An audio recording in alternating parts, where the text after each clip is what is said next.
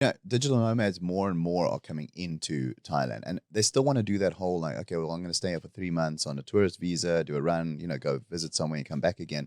But it's not that hard anymore to actually register yourself in Thailand. They've made it a bit easier because, digital nomads coming here, the guys are making good money. And well, if they're making good money and they're in Thailand, what are they going to do? They're going to spend more money. It's not as hard as people think. And once you come here and you get through the red tape and everything, it's really good, and it's actually easier living. Damn, I'd buy this. I can charge way more. I know what their cost is. Like that bottle, our cost is probably $250. So we're not making like price gouging markup, but we have to go there because as we grow, we're gonna lose profits. You can't charge more. I could charge more, but yeah, but as long as you're doing more than 50%, you're okay. Yeah, that's where we're tabs, planning. you can make quite a bit of money. Yeah, and tabs or capsules it's better. I've done the research. Powders, they sell, but they take longer. Like if you buy a 30-day supply of some sort of powder, you don't take it every day. The thing is, powders are more expensive to manufacture. Cheaper. Powders. Oh yeah. So when I was in supplement industry as well, we made most of our money on tabs. That's where you make your money from. But it's cheaper to make a powder. Because think about it, there's no capsuling cost. Yeah, but we're talking about whey proteins and that type of stuff. Okay, so then it's different. Yeah. So when you get into supplements, actually the cost of my capsule and the cost to put it in the capsule is like twice the price of the powder.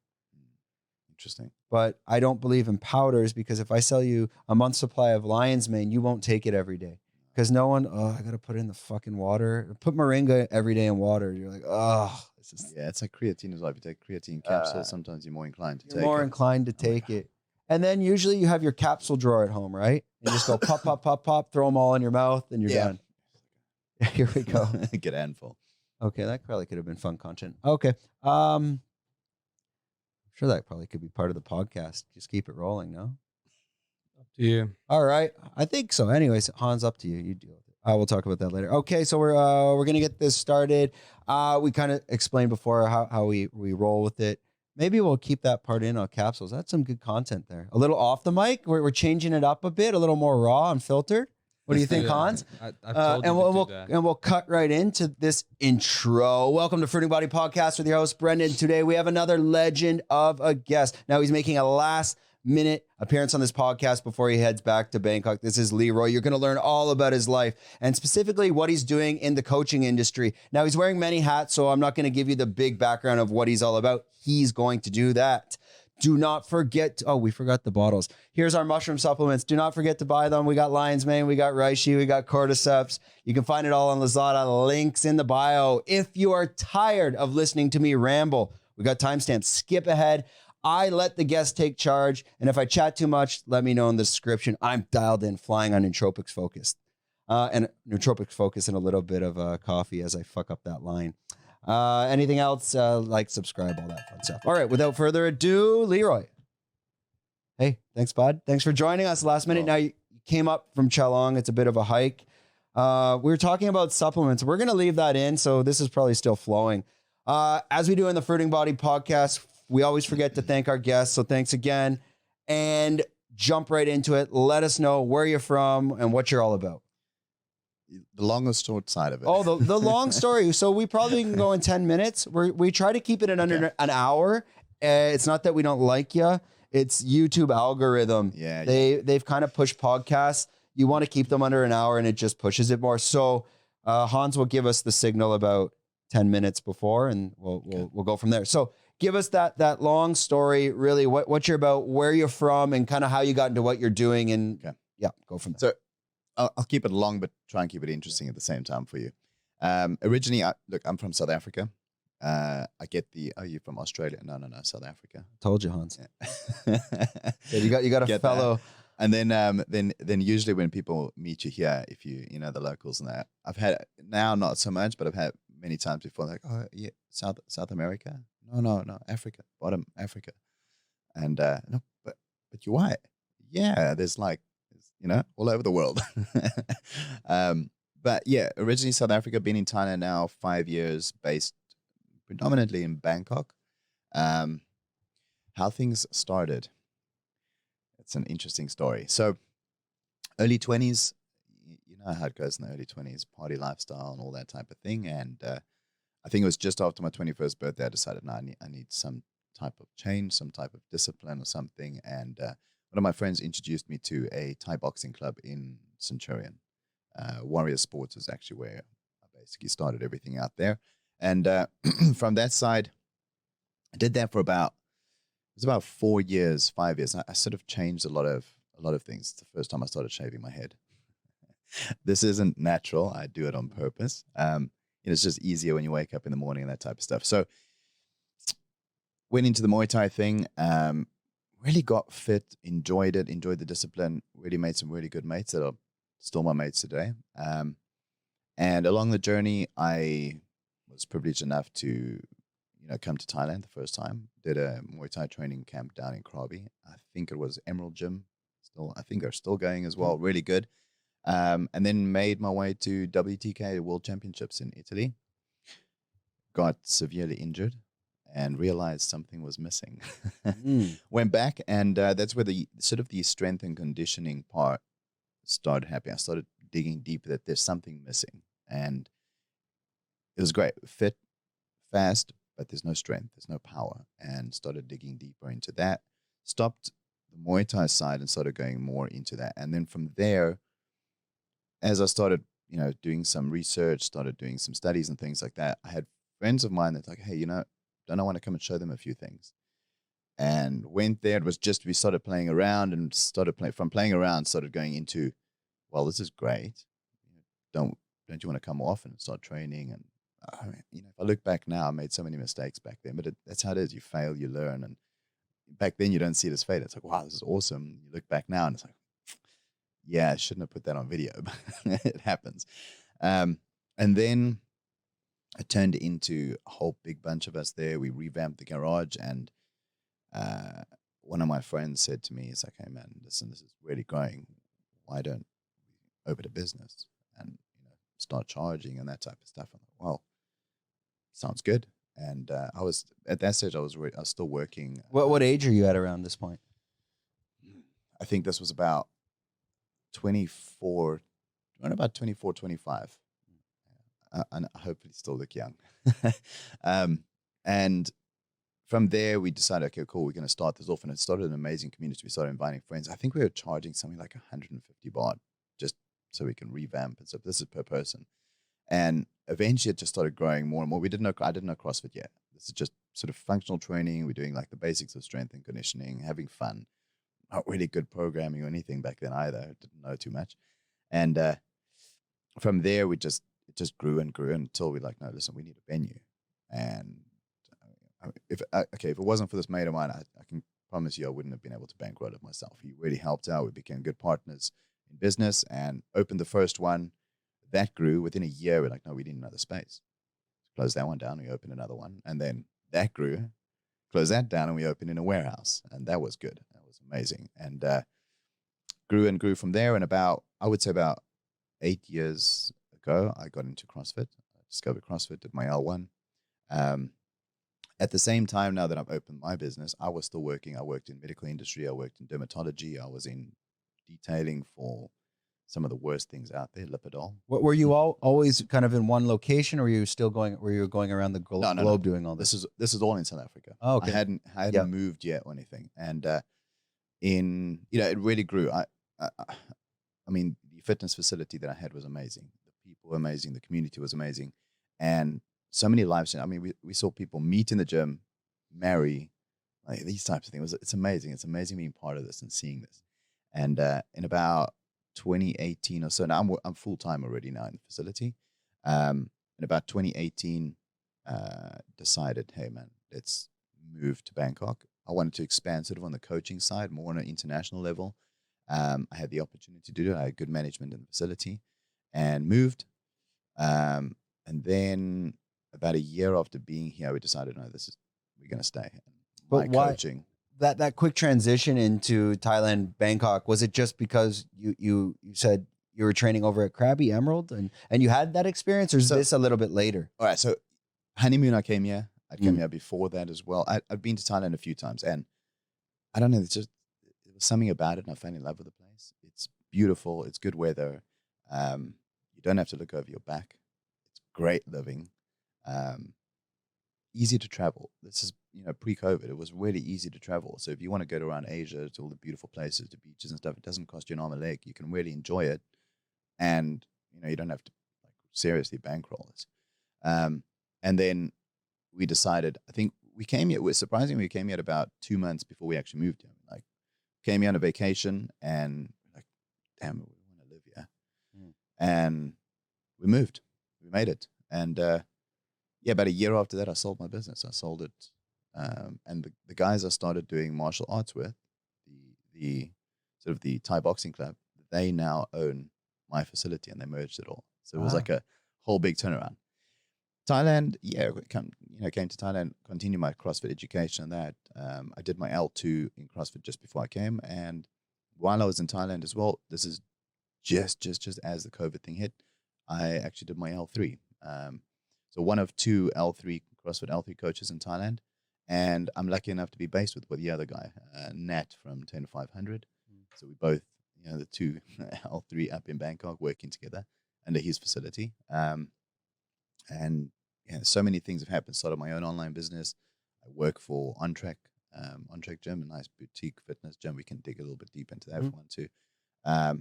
And then 10-500 CrossFit coaching as well. So when you had your business in Bangkok, how did you decide why Bangkok? Why not maybe Chiang Mai, Krabi, Phuket? How do you make that decision? So I don't know. Just I think we got stuck in Bangkok. Yeah. Thailand has this way of sort of absorbing you in as well. You think, okay, well, this is going to be our plan. We're going to move to Bangkok for a year, and maybe a year later, our plan was originally we want to go up to Chiang Mai. I love the CrossFit Chiang Mai community up there. The area, the mountains is just beautiful. It's sort of got a South African vibe as well. You got a little bit of cooler winter time as well. You got the mountains and things, and we were into mountain biking as well, so there was opportunity for that. Our sports have changed as well since we've been here, but I don't know. It was 3 years passed, and we were still in Bangkok, and networks grew and everything. And I think our friend base, my business base, the networks and everything just started growing really well in Bangkok. The connections and. And then you kind of, in Thailand, you also get comfortable in your bubbles, and it's hard to leave. You do. I worked at CrossFit Arena in Bangkok in Asok for 2.5 years. And that went by incredibly fast because it was also during the COVID time as well. And you can't believe how fast things go by. And then I actually took a big stint in Hua Hin to go and sort of open up first CrossFit gym in Hua Hin. Did that for about 6 months and decided, this isn't for me. I'm not happy with the way that things were going there. And then came back to Bangkok. And this is like 8 months ago. I'm very happy to do that because that's when I started going, full into the on-track gym there. Then I started up at the 10-500 gym because before it was a CrossFit Arena. And I'm happy. I'm really happy doing it. But it's hard to get out of the network. Like Phuket's amazing. I come up here for vacation. I love the soy. Everybody knows the soy. And you can get lost there as well. You can spend 2 weeks just in that 1.2 kilometer road, and it's fantastic. Well, especially if you get into that routine. I mean, you're training. The soy, if you're training twice a day, you're eating clean by 6-7 p.m., you're ready to go to bed anyways, right? Yeah. It's an amazing road because they got 2 bars and they're empty. Yeah. Everybody's waking up. They're getting a good breakfast. You wake up at 7, you see people running around already, going to the gym, going to their Thai boxing classes, whatever. You get good food. You got protein on the soy. You got good sunshine all the time. You can walk around without your shirt in the soy, and it's okay. Yeah. Yeah. You're not getting judged. It is a bit far from the beach. That's why we prefer Bang Tao, having that connection as well. I kind of want to take a step back and jump on your experience, owning businesses in Thailand and running with that, and usually all the pitfalls and the horror stories that everyone experiences, and some don't. Before that, we just want to do a quick shout out to 5 Star Marine. They're helping us to sponsor this podcast and making this happening. They're taking kind of care of all our production. So to let you know about 5 Star Marine, they are a private speedboat tour company on the island of Phuket, taking you to places like Krabi, Phang Nga, Koh Phi Phi, and all the way down to Koh Lipe. They're a little bit different than your average speedboat tour because it is private. So you can rent it yourself. You can tell the captain where you're going to go and have a little bit more control over your day and do some customization if needed. You can check them out. Link in the description or on Instagram at 5-Star Marine Phuket. I try to make these addy, but it's impossible to slide that in. I was like, tell me about your boat trip at PP. By the way, so jumping back, owning your business in Thailand, do you have any stories you can share, pitfalls, some do's and don'ts, things people should be aware of if they're starting their own business in Thailand? Yeah, so I do I'm basically international. So I do the online coaching, similar to somebody you had on, Mr. Phil, amazing guy. So I do similar things to him, same as Joyce Summers, and that we do online international coaching. So that's a bit hard. So where do you register and these types of things? So I'm not locally registered with my business, but I do work for a facility in Thailand, and it was quite hard to get a work permit. I'll be honest, that is a nightmare. So people are like, okay, but your work permit's like what, 6,000 baht? All right. End of the day, you're like 70,000 baht, 80,000 baht in the red because there's so many things that you just got to pay for. And it's like you go to immigration, it's actually there. There's these sections where that's it, you have to pay.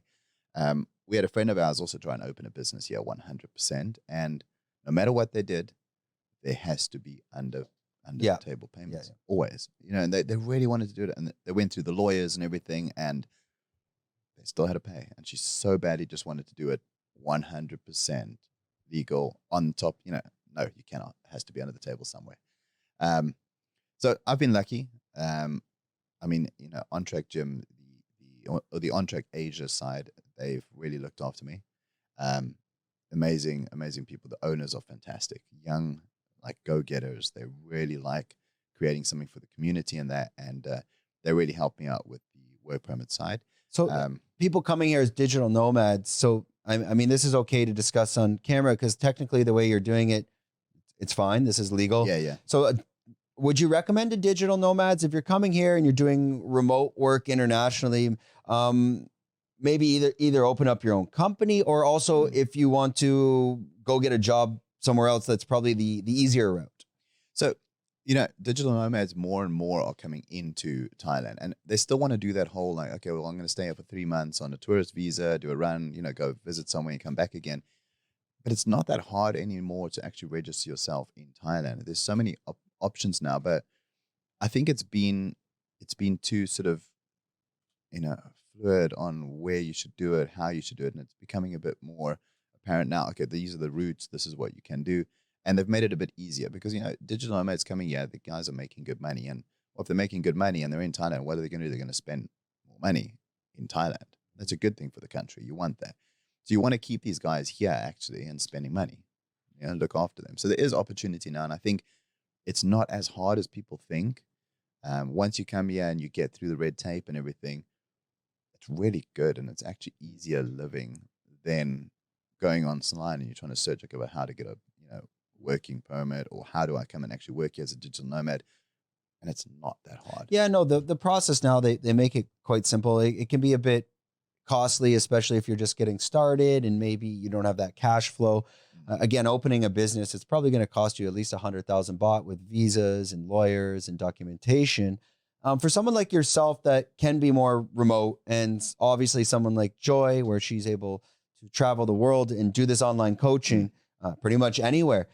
Do you see yourself stuck in Thailand? Do you see yourself leaving? Or, as we get older, for me personally, I love that home base. I don't want to run around the whole world either. How does that work for you?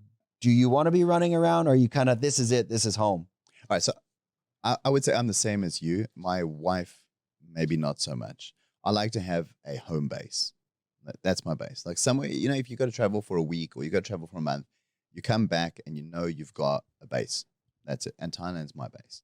I'm very happy here in Thailand. And I was saying to Hans earlier as well that, people are like, yeah, but Thailand's got problems. Well, it's problems that I'm happy to accept. And every country's got problems, no matter where you go in the world. But I'm happy to accept the problems here and make this my base. and then travel from there. My wife, I think she prefers to like, maybe spend 2 years here, spend 2 years here, but I'm different. Great. We can go for a month somewhere. I'm happy with that, but I want to come back to my base. I don't know. It feels like you still got a home. Yeah, it's also for me personally, like if I go on a vacation, even Chiang Mai, not away from home, I just find by like a week later, I just feel bloated, or I don't feel like settled. I feel like not grounded. Like you don't have that routine. You're out of your comfort zone a bit, and I can't live in a hotel room. I mean, I feel like you need that space. I could become a bit of a princess at a certain level, but I can't just live out of a backpack. I mean, is that kind of similar for yourself without the princess side? It's the same. I come on vacation here, and the first thing I do is I want to put my stuff into a closet. Like I take it out the bag. My wife's happy to open up her bag, and she'll live out of the 2 bags. I mean, I need some routine in that. I think my routine does change a bit when you travel. And now, I mean, I've come to Phuket on a vacation now. It's over the Songkran period, and it's the first time in 3 years where I've actually told my clients, I sent them a message the day before I came, and I said, listen, I'm coming on vacation. I need to take some time. Like you would on your job, you take a week off, you don't do any work, or 2 weeks off. This is going to be the first time I'm not taking my Mac with me. It's staying at home. I'm not going to be responding to anything. And I was actually quite surprised. My clients responded with, yeah, it's great. You deserve it. Well done. Take the time off. And it's like, okay, well, what I'm teaching them in that, they were like saying the same thing back to me. But great, come back refreshed. And I've got no messages so far, nothing. It's fantastic. But my routine hasn't really changed. I'm still wake up in the morning. I still have my water, my coffee, my sunshine. I mean, twice a week, I don't get that in my routine in Bangkok. But I still try and stick to that. Maybe I veer off course a little bit with food a bit. But you're also comfortable. You know the soil. You've probably been here before. So it's where the good stuff it can be it's not, the undiscovered. Have you been to Bali or lived there before? Yeah. These places, how would you compare living in, I think Phuket to Bali is a more fair comparison. What do you prefer? What are the advantages, disadvantages, things you like, you don't like? So if I had to compare Bali to Phuket, I'm going to say beach club vibe Bali up here. Lifestyle wise, Phuket higher up. Bali, I think even if you live there, I got a mate that came down this weekend for the company. He's been living for he's about 4 years in Bali now, and he's not tired. He says the traffic's horrible. The tourists are horrible. That's it. You just got tourists everywhere. When we went as well to Bali, it felt, if you come to the beaches here in Phuket, you've got a fair mix of expats and tourists. When you go to Bali, it's just tourists. Mm-hmm. And those photos that you see everywhere, those videos, it's that whole Instagram reality versus, expectation. And it's always the reality. It's like you've got to wait in these queues just to get a photo. Or I would say I never thought of that in that sense. Okay, Phuket, we have Patong, and that's all tourists. But actually up in Bang Tao or the Soi, well, Bang Tao more in that sense that it's Surin Beach, yes, but all the gyms around here, it's mostly expats. I would say the definitely the majority. But yeah, I never thought about that in Bali because you go to Canggu or Kuta or these different areas. It's probably, where is the expat spot in Bali? Only probably Canggu, but it's probably a good mix of like almost 50-50 of maybe people that are only there for 1 month, 2 months, 3 months. I would say, look, I personally like Ubud in Bali, and I found the reason for that, it's more open. There's less tourists because it's, the rice fields and coffee shops and cafes. And then you go to Canggu and it's like horrible. And what's the airport area? Denpasar? Yeah, that was Denpasar. horrible. Oh, and then Kuta's like where the bombings were. Yeah. With the big clubs and the hard rocks there. Yeah. I found that airport area was absolutely horrible. We had to stay there at night, and it felt like Pattaya times 10. Yeah, it's like horrible. Patong, Pattaya. No. Patong, I'm not a big fan of. The soy is amazing, but Thailand has this weird, where Bali doesn't. Thailand's got this weird thing. If you've been living here enough, you can see the expats from the tourists. You can walk down the road, go onto the beach, and you can see which ones are tourists, which ones are expats. And the Thais can see that as well. It's weird. It's just a weird thing. The way I don't know if it's an analogy to explain it. It's when you live in Asia long enough, you can be like, you're Korean, you're Chinese, you're Filipino. Yeah. If you ask me, how do you know? I'm like, I can't explain how I know. It's the Just mannerisms, it's the energy, Yeah. and it's the same for the tourist. I mean, I guess for the tourist, it's pretty easy to spot a Russian in a white t-shirt with the helmet on the motorbike and half a signal on looking for a road. Okay, this is a tourist, 100%. Yeah. But yeah, I kind of use that as well with like Asians living in Asia. I can just tell that person's South Korean or that person's Filipino just by looking at them. But Yeah. I don't know how. But in Bali, you can't. It's very difficult to see which ones are expats. Because if you go to a beach club in Bali, I'd say maybe 1/4 might be expats, people actually living there. But they've sort of taken on I think they take on the same lifestyle as a continued tourist. If that makes sense, it's like they're living in a long-term tourist role. Yeah, and then you're never really grounded or settled. For me personally, like we were even thinking to go up to Chiang Mai and do like 3 months or 4 months. I'm like, no, I'd go for a year, maybe. But then what? And I think the way I actually thought about doing it is finding another person like me that would do a house swap. Be like, you got a place, I got a place, but let's commit to a year. And like, that's it. There's no getting out of this contract. And then I this way, I don't think you have to adjust your home too much. Because when you start to live in a place for over a couple of years, even though you maybe not own it and rent it, it starts to look like a home. Yeah, you put effort into it. Right. You put effort to changing it it becomes more you. It's like sort of a virtual reality of how you see things around you. And you make it like that. And that's yours. And then when you move, you've got to root all that up. You got to start over again. Well, A, it costs you money. And then second thing, it's time. And then it's stress. We just moved house as well about a week ago before coming here. And I'm not a type of person that moves into a place and that's it. I paint things. I change things. Yeah. I change the bum guns. I change taps. I change bulbs. I want yellow globes. It's so much that you do because that's you. And you want to put that into the place. And if you don't, you're uncomfortable. Yeah. It's that feeling of, like you said, you're not grounded. Yeah. You don't come home and be like, I feel good. There's something that needs to change the whole time. Yeah, it's like it's the same thing that you said. Every time I hit a hotel room, my girlfriend was like, okay, put the bag down and go out. I'm like, no, I can't. I don't have OCD. It's just my structured brain be like, everything has to be ready to go, like I'm at home before I can leave the store. Or otherwise, like I'll go out and just think about it. Yeah. Do you think, are there any other locations around the world that can compete with Bali and Phuket? Like I've really kind of thought about that. Maybe places in Spain or Turkey. I guess Tulum is on the upcoming as well. Because you're involved in that digital nomad community and working online, like what are your other options if you were to leave Southeast Asia? So I think I have to leave Southeast Asia specifically. I wouldn't really go to Europe. It's a completely different culture. I'm not really well traveled in Europe. Italy, Paris, those regions, but again, more the touristy side of it. But I think from a cultural perspective and a lifestyle perspective, it's not the same. I chose Asia because I want that culture. I want that lifestyle. So it would have to be somewhere similar. I hear people of up and coming things they're talking about, like Vietnam apparently and Cambodia now, trying to get a lot of expats coming there as well and sort of make it like a second Thailand or maybe even a second Bali, for instance. If you look at Singapore, many people go there and then I hear like 2-3 years later, like, oh no, it's become small.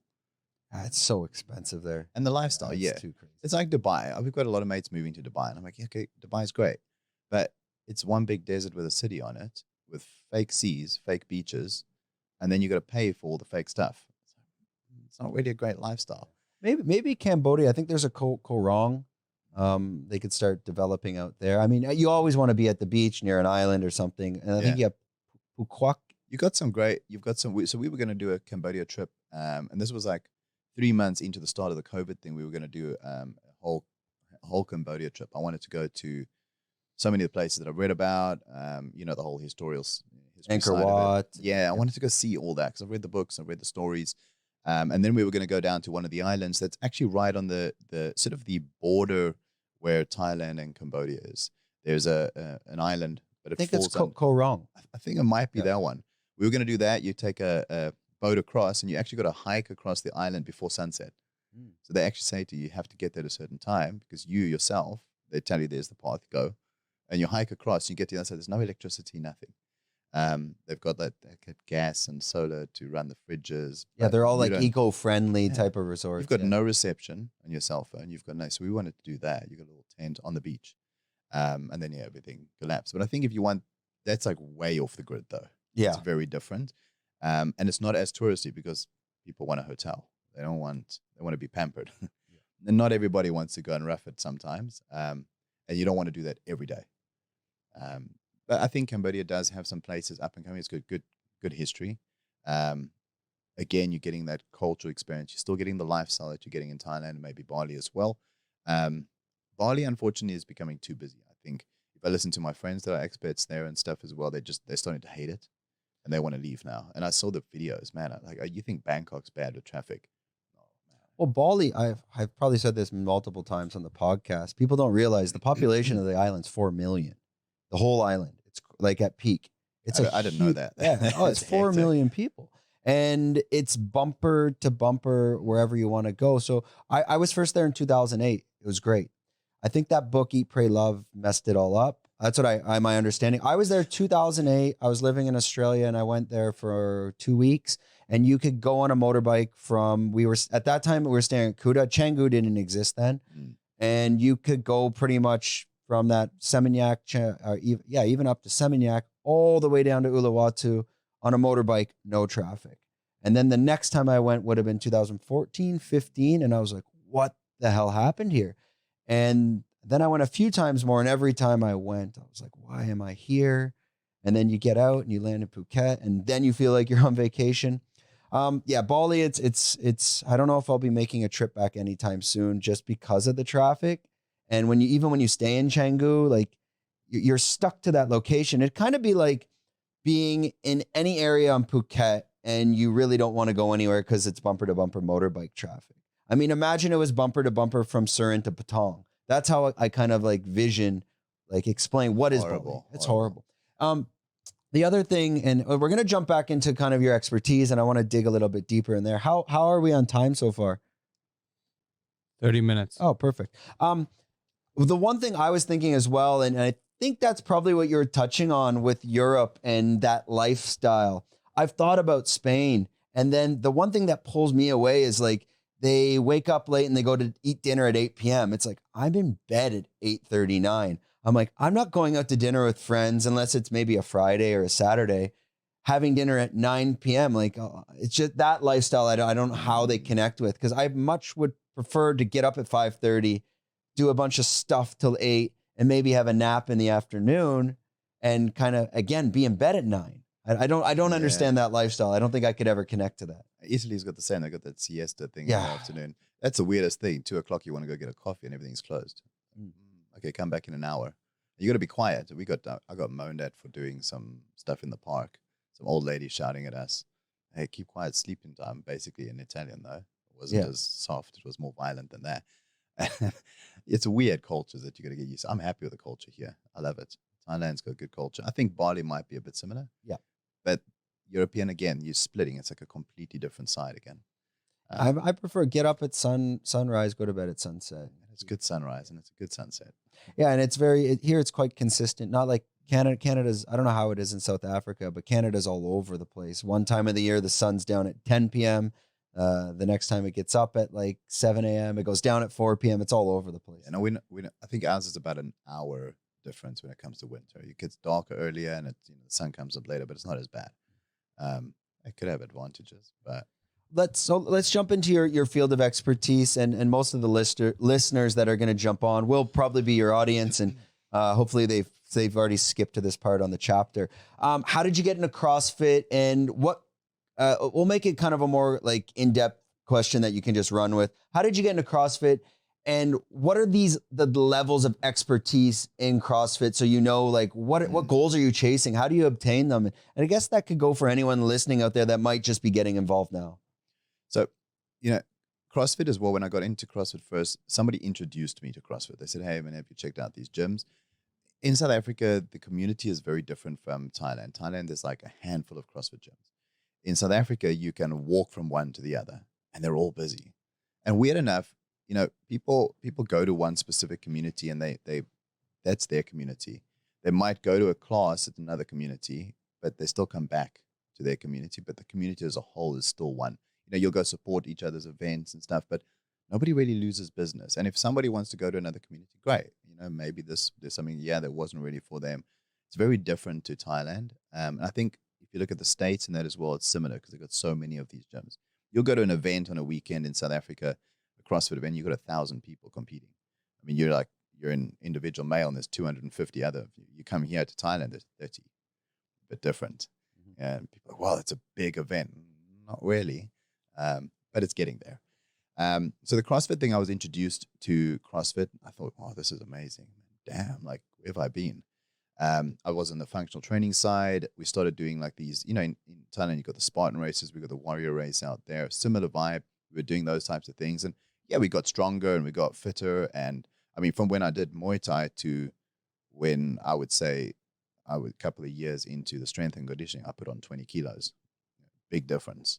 I mean, I fought at 62 kgs and then jumping up to about 80, now walking around about 85. It's a huge difference, but I feel damn good. Got into the CrossFit side, and that's where things really started changing. Got a lot stronger. Hal made so many mistakes along the way, learning and that. And I'm like, I really like the CrossFit thing, and I decided I'm going to do my L1. So did the L1, and I think this was... What does that mean? Okay, just for anyone that is like, what does he mean by L1? Right, so L1, CrossFit has different certifications. So you got to start at L1, which is your level 1. Level 1 is basically a step in the door. It gives you the ability to become a CrossFit coach. But a lot of people, I would say they see, okay, I'm going to become L1, level 1, and that's it. No, that's like sort of a step in the door. That is just a small tip of a really large iceberg that's never ending in growth. So you do your L1, and that gives you sort of the authority to start becoming a CrossFit coach. It's your fundamental movements. It's the theory behind it. You do a little bit of practical work and stuff as well. And it's like a 2-day thing. You become a CrossFit coach. And it also gives you the ability. So you have to have a level 1 if you want to become an affiliate owner. An affiliate owner is basically you open your own CrossFit facility under the CrossFit name. That's it. Like you got Bang Tao, MMA, and CrossFit, and you got like Unit 27, which is strength and conditioning, and they got the CrossFit side. So to become an affiliate, you have to be at least an L1 to register.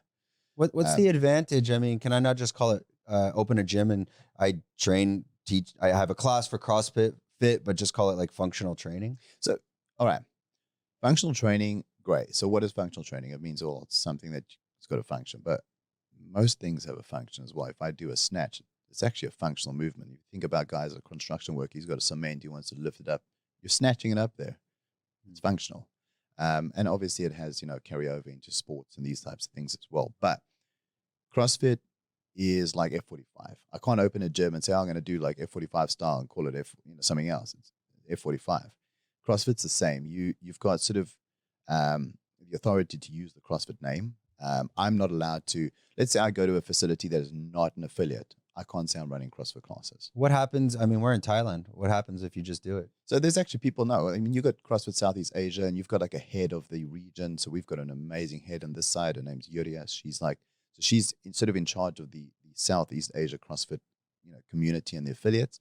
And she looks after them. And if these guys, you do see these guys pop up every once in a while, like, CrossFit classes, then they sort of, are you an affiliate? No, you're not an affiliate. Please take that down. Or if you want to become an affiliate, he has the routes. So then, some of the guys were like, okay, cool. We've got an L1. What are those reportions if they're like, fuck you, I'm just going to keep like, can they be sued? Yes, lawsuit. You'll get a lawsuit. Okay. So, that's CrossFit's actually got a very powerful backing behind it, and you'll get a lawsuit. So you'll first get an email. Yeah. It'll be a warning and that. And if you don't take it down, you'll get a lawsuit against you. And that's fair. And that's worldwide. So they probably can back it up in any country they want. Yeah, anywhere. You can be in the most remote place. You can be on one of the islands here in Phuket, in Thailand, and they'll come down to you. And I think the community looks after each other as well. So the affiliates look after each other because you want to protect the CrossFit name and you want to sort of uphold. CrossFit's had many instances where they've been slammed, and they still get slammed now as well. You still see some of these influencers use it as clickbait, like CrossFit's absolute crap or something, and they post something about that. And then it's just clickbait, It's like you actually know nothing nothing about what you're talking. So that's your sort of your step in the door. And once you got your L1, you got your level 1, you can open affiliate if you want to, or you just continue your coaching career. But that's not all of it. From there, that's sort of your starting point of your growth. So you're going to add to that. You can do, your strength and conditioning PT. You can do weightlifting specializations, gymnastics specializations, all within CrossFit as well. Under that umbrella. Yeah, you can. You can do it under the same CrossFit umbrella, or there's external. I mean, you can do, CrossFit's got Bergener weightlifting, or you can go and do, the Chinese weightlifting if you want to, but it still falls under your skill belt. You're still growing. At the same time, you're sort of getting deeper into CrossFit. You start coaching it. It's methodology, using it and applying it. And you see it works. CrossFit works. I mean, if you look at Physical 100, I don't know if you watched Physical 100, this Korean series, the new one, people raved about it in Thailand. And they took, I think it was like 100 of the fittest in South Korea, and they got all these challenges they're going to put together. And it wasn't only South Koreans. They had different nationalities there as well. But it was from bodybuilders to powerlifters to CrossFit to, I think they had like track and field. They had many different gymnasts. CrossFit came out on top. Why? Because they're the most well-rounded. They're exposed to everything. Okay, so let's get into the from how do you work up the chain. From there, you go into level two. Let's get into understanding, kind of like jujitsu's and their belt system, understanding the level system. What is the pinnacle, and is it a level 5? And what are all the differences along the way? So from L1, you're going to go to level 2. Level 2 is more, when you do your level 2, it's more on a coaching side. So level 1, you've got your theory and your fundamental movements and that. Now you've got a certain gap, a certain time and amount of hours that you have to put in to apply for your level 2. You go do your level 2. Again, it's, you sit with these flow masters for a weekend, and you've got a whole lot of practical work now you've got to do. So now they dig into the coaching side of CrossFit. It's now not the fundamentals anymore. It's not the theory. It's about how you are as a coach. So they teach you, just small things, looking at a class, like how to fix movements, how to coach properly. You become more of a coach. How to group a class, like, okay, this fat person.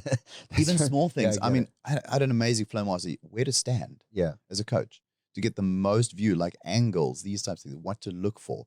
So, I mean, if a guy comes in, he's got 10 problems when he's doing a movement. You don't go and coach him on all 10 problems. You're going to lose that client. He's going to be out the door. He's like, oh, I'm such a crap person. You're going to look at the biggest problem that you can fix there with the smallest amount of words with the most impact. And then the next time you'll say, okay, now we're working on that. Next time you fix something else. And that's the thing. You see these people post videos of their class, and then somebody will quote, oh, look at all these people. They're doing such crap movements. Well, that coach has probably fixed all their major movements. The next step, it's a process. It's not just, you're going to come in and all of a sudden do a perfect snatch. Nobody's got a perfect snatch. Damn it. You're going to work on that for years. So now you go again through the process. You do a couple of hours, not a couple of hours, it's like 750 hours. And then you can apply for your level 3. Okay, now level 3 is, now you can become a certified CrossFit coach. So what they do is, you basically need to know everything about CrossFit. Like, I'm talking a pile of papers like this, all the videos, you name it. You need to know it like the back of your hand. How many, hard. Like a level, beginning day 1, you're going after level 1, and it's as fast as possible to fast track that. How long would it take to obtain a level 3? You're talking 10 years? No, I would say if you put in the work and you're actively coaching, maybe 4, maybe 5 years. It's not really about getting the paperwork. It's about getting the experience behind it as well. It doesn't help you know the information, but you can't apply the information. So once you got the level 3, now you're certified, and that's hard. So you go in, you do a 4-hour exam. And they've got these Pearson testing centers around the world where you go, you're like under camera, you're not allowed to take anything with you. You need a pee, you put up your hand, they watch you in the bathroom, that type of thing. But once you get that L3, you're now certified. So you're a CFL3, certified CrossFit coach. And it's weird. Everything changes. You don't do recertifications anymore. Now you've got to do continued education. So you've got a certain amount of CEUs you have to do every 2 years. You actually have to actively be coaching to keep your certification. You can't recertify anymore, which is great. It's nice. Yeah, it's similar. I was in project management back in Canada. It's the same thing. Like to be a project manager, certified as a project manager, you can't just get it and do nothing for 10 years and come back and be a project manager. No, and I get that. They want to refresh you and keep going.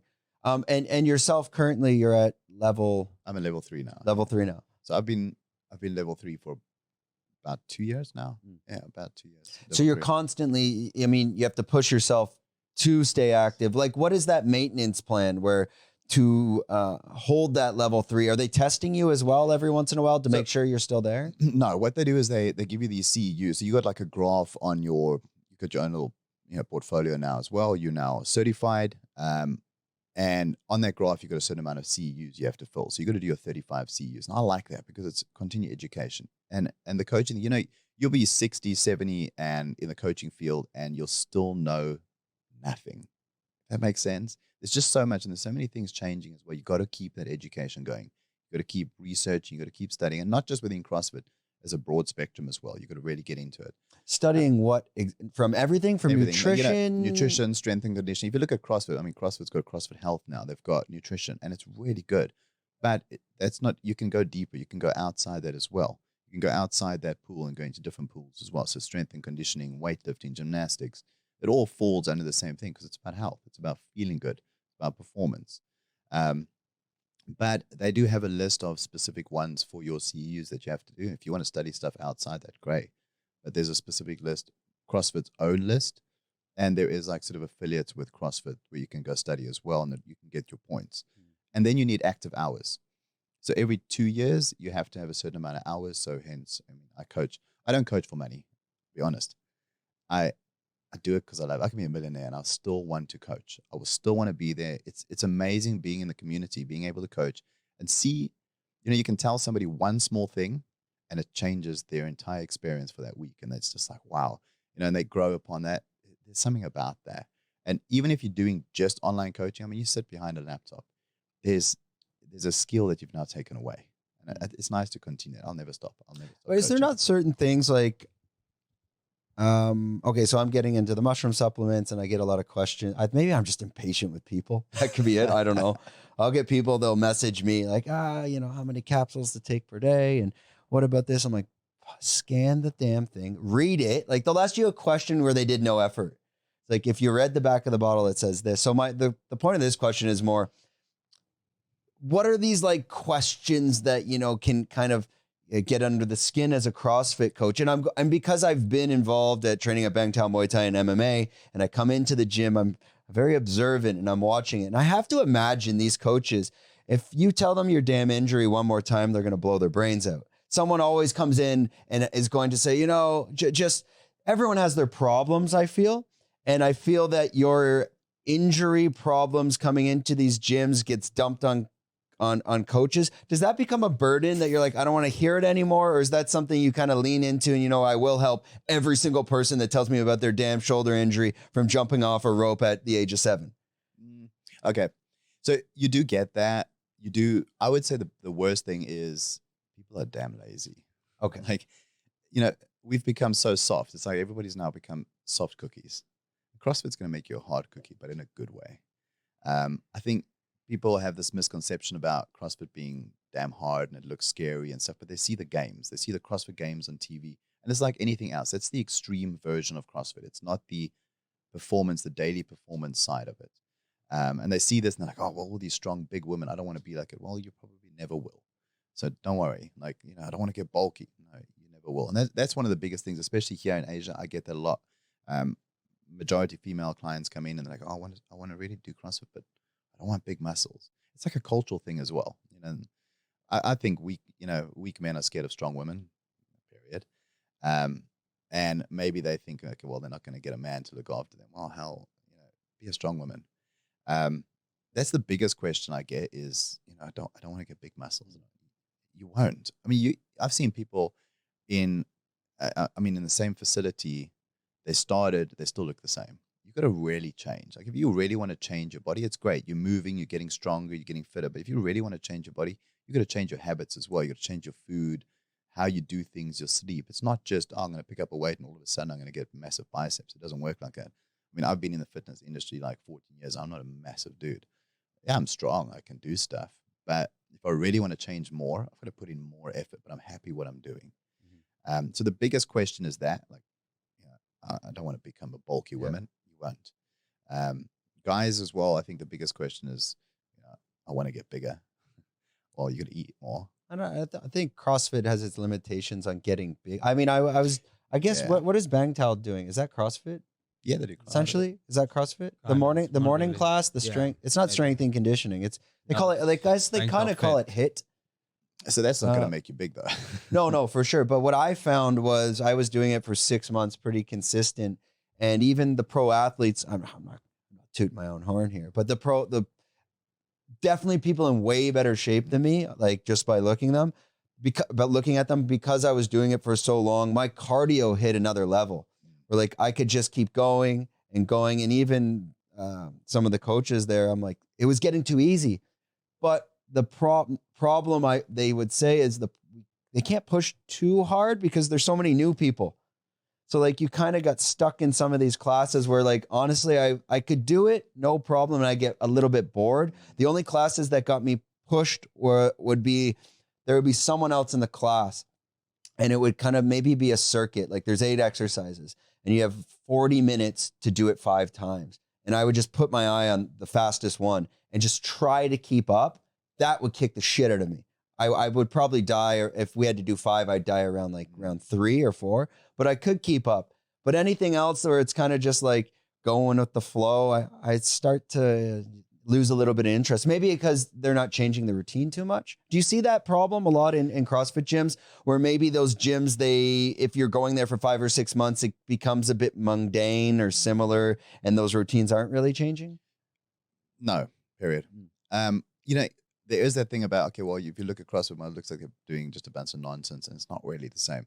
So what you're doing there, I mean, that's that HIIT routine. Maybe they've got a circuit set up. You do maybe a bunch of movement. Maybe you're doing a push, pull, a hinge, a squat, and you do that every single day. Maybe the movements just change and that's different. With CrossFit, maybe it had some bad rep back in the day as well. And yes, those coaches, they get L1 and they make mistakes. And I'm sure most of them have learned from that as well.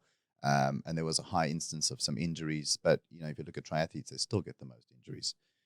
Getting back to it, the programming might look varied, and when you see about CrossFit as well, it's like it's varied movements. What they mean by that is actually on the metabolic side, on the Metcon. That's that high intensity section. And your workout is split actually. So you got your warm up, you got your prep.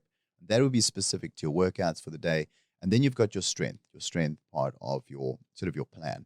And what people don't realize is majority gyms, they will actually program for their community. It's not something like, okay, every affiliate in the gym in the world has got to do this program. It's not how it works. You've got the methodology and you've got people in your facility that will actually program for your community. And you need to do that because each community is pretty unique and you've got a certain group of people and you'll see as you mold them through the coaching and through the programming where their weaknesses lie, where their strengths lie, where you need to push more. And you sort of build your skeleton. So let's say you got your strength portion and you're going to do a 6 to 8 week, we're going to be doing squat focus, or maybe we're going to do weightlifting focus. We're going to go clean and jerk and maybe snatch. So we're going to rotate. And you plug that in. And then from there, you'll plug in your Metcons. Your Metcons, your deal. So CrossFit's got these wonderful things called, your girl workouts. It's basically like your sort of something you can retest over and over again. And these are your high intensity section, might be your long ones, your short ones. You need a mix of that so you get all the exposure, but you're getting your strength there. It's not like I'm going to go every day and I'm going to do just running or I'm going to do just lifting something. It's a mix, and that gives you that variation. So your variation is giving you the change in the body, but your strength is still, that's the part where it's going to make you stronger. Yeah, that's kind of like the S&C classes at Bangtao. They're more structured like there that. S&C, strength and Yeah, conditioning. they're very structured. They'll set that up. Yes, we're doing chest S&C every Monday, and they focus on that.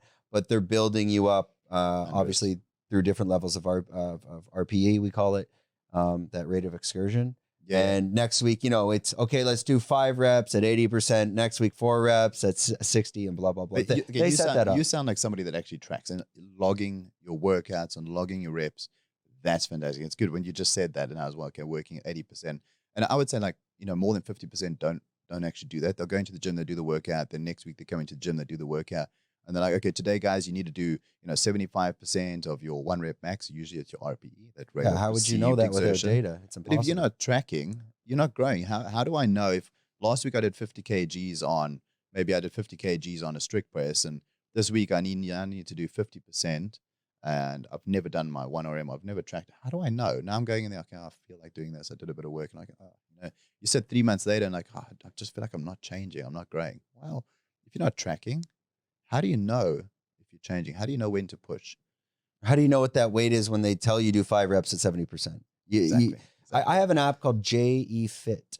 I've been using it for 5 years, and it allows me to like build custom workouts. But then nice. I know like that if I was doing bench at 80% for 4 reps, and next week I need to do 3 reps at 80%, you'll see exactly what you did last week, and you can just check like on this little chart, and then it kind of gives you the idea what you can push for instead of just guessing, and it's all automated. So that at least every week, especially when you go back, you're not going to remember how many sets and reps you did on bench for, that specific one, especially if like for me, I'll try to do like 32 different, maybe sets, and I'll be in there for 2.5 hours. Wow. Okay. But I can't, I have to use this app, and, but you've got direction then. Yeah. I need it. Like, I need structure. You get these guys that go in the gym, they sit on their phone, they do a little bit of this, they sit on their phone again, they do a little bit of that. It's like, oh, man, you're wasting your time. Like you could have gone for a walk and probably got more benefit in the sun. And no, I have mine even has like everything's on a timer. So it's like it's done, I hit it, and I do really long rests, but that's when I'm lifting. So if I'm doing, you want that. Yeah, if I'm doing like a set of, and I usually like chest bench, I'll just do bench, max maybe 5 reps, maybe 70%, but then it's like a 2-minute rest. And I know I was reading more about that. Like if you have the time, do it. Like take 2 minutes. Apparently, I don't know. What are your thoughts on that? A lot of the Russians were saying this, these long rests between when you're heavy lifting. If you're doing heavy lifting, rest long. So you can, you want the higher efficiency on it. If you're doing, it depends, obviously. If you're dropping it down, you can take, small rest. But if you're doing heavy lifting, 90 seconds plus, definitely. Yeah. Power lifters, you see them. They'll do 1 lift, anything more than 2, and it's cardio. Straightforward. They take like really long periods. Maybe they do like 5 lifts and it takes them 30 minutes. But they're doing almost 100%. Yeah, very different to somebody in CrossFit. And your goals change as well. Your goals will definitely change. In other words, it's based upon what you want out. But with CrossFit, I think, CrossFit really is for everybody. And the tracking side is very important. And it doesn't really matter. If I look at online coaching as well, if you're somebody that comes to me and you're not, no one performance, I'm still going to give you sort of the same metrics and that as well. You still need to track. You still need to grow. I'm still going to teach you how to choose weights, because I'm not going to put weights down for you, but I'm going to teach you how to select your weights that you're going to get the maximum benefit, how to rest. If you see 50%, you know what the 50% is. You see a word, you know what that word is. I want to teach you so that you're equipped. I mean, if you stop working with me, I want you to be equipped. I don't want you to have to rely on somebody again. Or if you want to, it's great. Accountability is amazing. I mean, I have coaches for business. I have coaches for myself. I think I still suck at some movements and stuff, and you've got to get help. And it's great to have that accountability, but it's great to be empowered as well and to know. And I mean, I'm a coach. I don't really get annoyed with people asking me questions over and over again. Eventually I'm going to say, hey man, I have put it up here. So next time just go and take a look. And then if they ask me again, I'm like, well, here's a link to where I did put it. You're still going to do it in a nice way. I think people are just getting lazy and become accustomed to having things all the time. I think, they just want answers. It's nice to be empowered. I want to jump into just double check the time. The YouTube algorithms. We're an hour. Okay. We'll jump into one more question. And like I explained before you came, these type of podcasts on the initial ones, it allows us to get to know the guest, and especially because you'll be back here. That's when on another episode, if you come back and you have time, then that's when I prefer we really dig deep into the science behind it. This just allows my audience and your audience to learn about yourself. And on the next one, it gives them some opportunity to ask those technical questions. Just kind of on a final note to let you run with that. You have this tool belt, whether it's for CrossFit, whether it's for personal coaching, nutrition, general well-being. It could be meditation. It could be just lifestyle. As you develop in your career, what's missing from that belt? What do you need to add? Or maybe just sharpen. So you think what I have missing? Like in general, like for yourself, whether it's maybe you're missing nothing, but everyone knows what they're good at, what they're not good at. And we have that tool belt that we I mean, that's the analogy that we wear around. Is there like a long-term plan of things that might be missing from that belt you want to add, or just general your belt? What are you looking to sharpen? What's the future plans for you? So I would like to continue to develop within CrossFit. And I think my weaknesses still personally lie within weightlifting. It's weird enough. It's something that I love the most is doing weightlifting. And I'm currently actually doing a 6-month weightlifting cycle only with small metcons. And I'm seeing the benefit. I mean, yeah, my body weight's gone up. My gymnastics is sucking a bit, but I'm seeing the improvement within the strength. And you feel good. Like, this weekend walking into the entire weightlifting ladder at the comp, we had that awesome comp down in Bang Tao. To go into the ladder and know I can do every single weight there, it's still nerve-wracking. I mean, your legs are numb. You've got all these people watching you, and accidents and stuff-ups happen. But to know that you can do all of that, it's amazing. I think personally, I could still develop more on that. So on a weightlifting side, I really want to develop more. Yes, I've helped many people and I've coached many people with their weightlifting journeys and that, but I still want to dig deeper, especially when it comes to like more sort of specialization within clean and jerk. Would it be like the science behind it or the technique? I want to be able to teach, that's the thing. You got 10 people in a room and those 10 people might absorb information differently. I want to be able to teach them the same thing, different methods. So I think on a weightlifting side, that on a theory side, especially on CrossFit, I want more. And on S&C, I want more. It's never ending. And I think CrossFit as well has got so much information. I don't know all that information. I studied it and it's hordes of information, but it's like being a lawyer. You're always going to refer back. You have your references, your reference books. And I get questions from clients sometimes. I'll be like, yeah, I know the answer, but I'll get back to you. And to be able to still retain it and just pull it out. It's hard. That's why we got the Lions, man. That's it's pulling that information out. Throw it in there. Exactly. But would you, now you said when we first met, you're doing similar stuff as Phil, as like online coaching and dealing with these clients. Now you're dealing with them remotely, or do you end up working with them remotely and seeing them in real life as well? All right. So I've got clients actually all around the world. I would say majority of my clients are not actually in Thailand. Currently, as we speak, I'm full. I don't take any more clients currently because I do other stuff as well. I want time and I value time for myself as well now. And it's weird. I teach that to my clients and now I'm actually doing it myself. So I back off. And when I have a drop off of a client, which happens, 3 months, 6 months, they go out and okay, I've got my, my safety gear, my pedal boat. I can do it myself. I think, going forward, I actually forgot what we were going to say. Well, it's more when you're dealing with these clients and they're coming to you and like you were doing similar with Phil, like how are, I guess my more importantly on that was like, are they all the same? Because again, you're wearing these tool belts. You got nutrition, you got CrossFit. Are they coming to you from all different problems and you're still able to help them on everything? So these clients come to me and I've got a range of clients. I've got from people that I want to get better in their sport. So one of the girls that competed this weekend, I'm helping her actually online as well.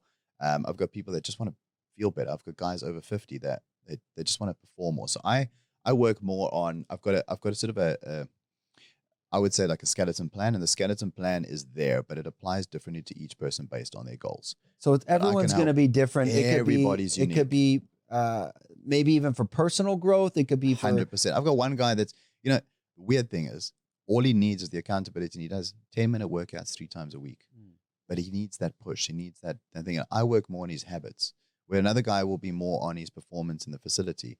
Each person's different. It's never a one size fits all, but we do everything from your nutrition to your habits, to your stress, to even the sunshine, your movement.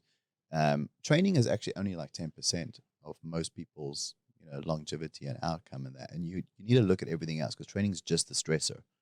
But you need all the other things around that to make sure that stressor becomes a strength.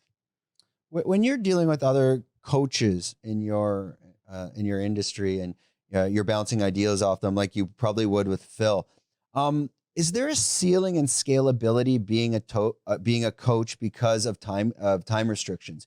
You only have X amount of hours in a day. I can only charge, this is my fee. How do I scale that unless we start to clone you? So, I think when you're starting out, it's a bit different. You go more for volume. And as you start getting your experience through the years and that, your time becomes more valuable. And, there's that saying about the guy that, they get the ship to come in and that rudder, they get a whole bunch of quotes and they can't get it to work, this rudder on this massive ship, and they get this old dude to come in, and he looks at it, hits it a few times and gives them this massive bill. They're like, oh man, it took you 20 minutes to fix this thing and you want to charge us so much money. It's like, yeah, but it took me 20 years to know how to fix it in 20 minutes. And people think like, well, you're going to coach me. It's like every other coach. No, you've got a butt ton of experience. You either got the know-how, you've gone through the failures to make sure that, you can give the person the strengths. I think you are limited, but you start valuing things a bit more and you start saying, okay, this is what I want to do. And yeah, your price goes up and that, but the value that you give somebody is a lot higher. And I do one-on-ones as well. And I work with a couple of athletes. But when you're working online, you can actually access more, through the online system as well, not just the training. And I've got hybrids. I've got clients who I see in person and I help them online, because you can't help them with their habits and things unless you're doing some accountability. And it's all mixed. So like kind of on the business side, is that how coaching would work as a progressive role? As you gain more experience, your hourly rate's going to go up. Now, how would that work with like existing clients? And this is more, I don't know if you can share that information, like from the business mind. As your rates go up, but you have maybe a client for 5 years, do you need to communicate with them as how things are working? Or how? Sorry, I'll let you explain. How would that work? Look, most of the time you'll have clients fall off at some stage. I do have, like, for instance, I've got a guy that I've been working with over 2 years.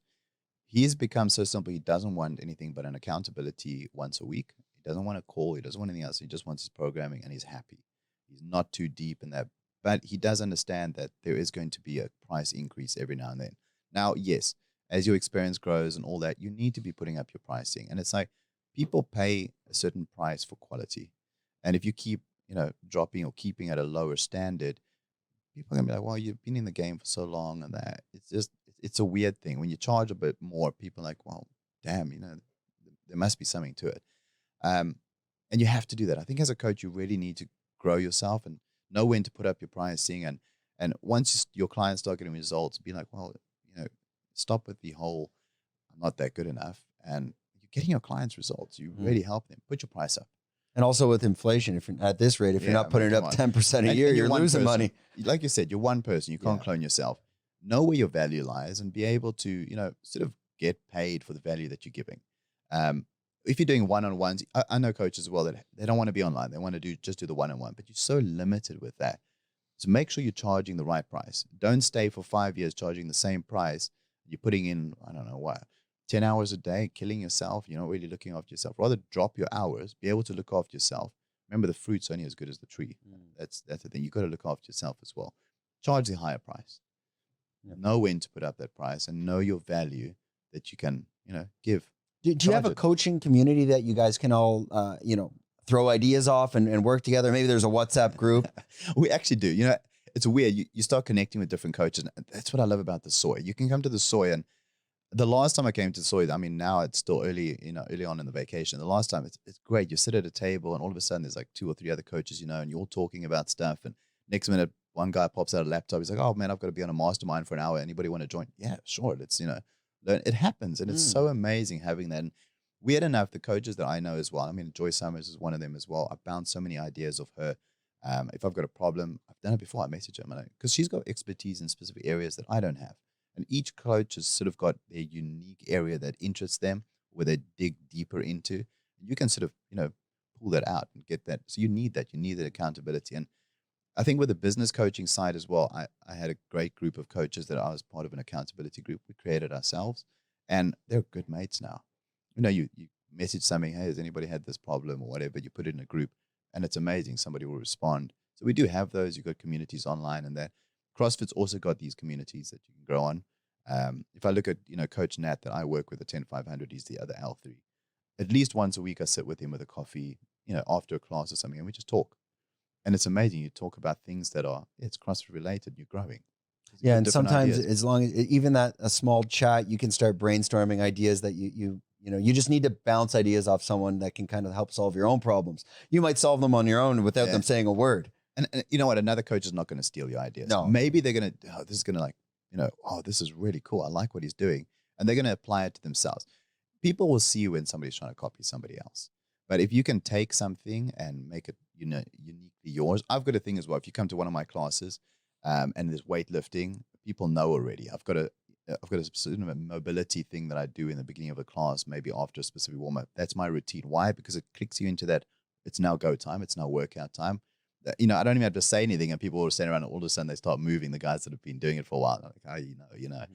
Or weightlifting. It's like, you grab your bar. I want your thumbs in, fingers over the thumb, hook grip, knuckles down. They know. And it becomes ingrained because I do it over and over and over. It's again. it's your recipe, I guess. People know you for that. And there's so many coaches as well. You'll go into the different gyms, and if you go there enough, you go to the different boxes and stuff, you'll pick up these coaches that have their specific ways of doing things. So you need to take these ideas, and you need to learn from other coaches. And I think so many coaches have something to give. And everybody, doesn't matter on their level of being, a coach, they can teach you something for sure. Okay, awesome. Well, right before we wrap it up, because we're probably we hit about a minute 10, hour 10, hour 20, yes. Hour 10, perfect. If we found if you're under 1 hour 19, it's okay. After that, they start to views drop off. I think it's just because it becomes too long form for the algorithms. I've done some 2.5, 3 hours. I mean, and then you just realize they're Huberman. Have you sat through a Huberman? No, podcast? I can't. They're too long. I put it on 125, 1.25, and it's on higher speed. Yeah, it's unless for me to digest books audiobooks and long podcast format, it needs to be on the headphones when I'm heavy lifting, and because then I'm there for 2 hours, or maybe I'll walk, but. No way if I'm walking. running. I can't digest audio content running. If I'm really sprinting, just because everything goes to your breathing, I'm not really absorbing anything. One last question. I guess it's a double-edged sword on this one, or two. What is it? Two birds with one stone. You said you're fully booked, and this allows it to jump in and plug yourself where everyone can find you as well. If you're fully booked and you're not taking on more clients within that coaching community itself, do you pass clients to them? Is there some sort of affiliate kickback and you all kind of end up working together? So, on the online side as well, I have sort of a waiting list. Most of the time it's not long. It's 4 weeks. Or I would pass it off to another coach that I trust. Yeah. So we do have our coaches that we trust. Sometimes I might work with a client. So we get on a call. So you get on a call with me. And that's sort of like an interview to see if we're going to work well together. And if I find hey, maybe another coach would work better, I would actually refer after the call and say, hey, you know what? It's great jumping on the call with you and that. I would love to work with you, but I think this coach is going to be a better fit. He has the contact details. Same with personal training. In the beginning, when you start, personal training and stuff, you take on all the clients. Now I'm at a stage where it's just I'm limited with my time. But I think this coach would be perfect for you. And I've done that many times. What are some of those examples? Could it be maybe some lunatic that talks too much and you're like, fuck, I don't want to deal with that guy. I know someone that will. I don't think it's the person, because you sort of adapt to every person. Okay. But if it's a guy that's kind of with a specific goal, and I think I'm not as specific with that, and I can refer them out to somebody else that has better skills in that, because they do. These coaches out there that have better skills maybe in something else, then I'll refer them out. Then I'll say, hey, man, I think this guy's going to be better suited to your 6-month goal or your 3-month goal or whatever. If, for instance, in the CrossFit side, it's a bit different as well. If you come to me with a performance goal, I'm going to want to help you. Mm-hmm. And if I've got the space, I'll help you. On the online side, like I said, waiting list. I mean, most people don't mind waiting 2 weeks. I'll give you some habits and stuff to do. I'll still jump on a call with you. I'll be like, hey, man, the next intake is only 4 weeks. I'm at a capacity, and you want to give quality. So it's great. You can take on more clients, but your quality is maybe going to go down, and then your retention goes down, and your clients are not happy, and getting to 80 messages a day is going to be kind of hard. You don't want to limit yourself. Yeah, it's a good FOMO marketing strategy. People want what they can't have. You gotta go on the waiting list. You gotta wait it out. It's coming. Yeah, and it's not a bad thing. You don't lie to the people either. No, see it. Yeah, but be honest with them and say, hey, man, I really want to give you quality, and they'll see that. If your retention's high as a coach, you're giving good quality, and you're not selling them a lie.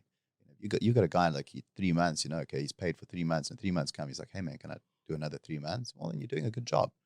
Keep doing that, and maybe just, pop it up a notch. And then the next time you do it again, 6 months down the line, new guy comes in, you can charge more, because now you're upped your quality, you added more value.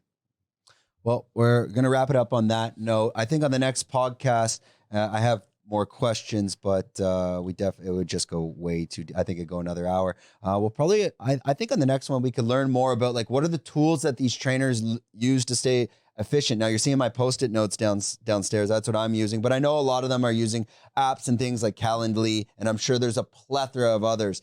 I think we could stick with that on the next one. But let us know in the comments any questions, things we missed. If I talk too much, if I'm an absolute lunatic, that's fine. Make fun of me. That's great. We're going to pass it over and I'll kick it to this camera here. Just let everyone know where they can find you on all the socials and how to connect. All right, social media, it's Instagram's the big one. I am Coach Leroy. I know it sounds cliche, but I've had that for so many years.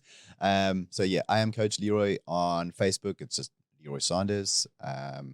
On YouTube, that's actually a new thing. It's just started the YouTube. That'll be coming up. It's also just Leroy Saunders. That's about it. Awesome. Yeah. So a lot's coming, and I never know how to end these. So thanks a lot for joining us, and we are out.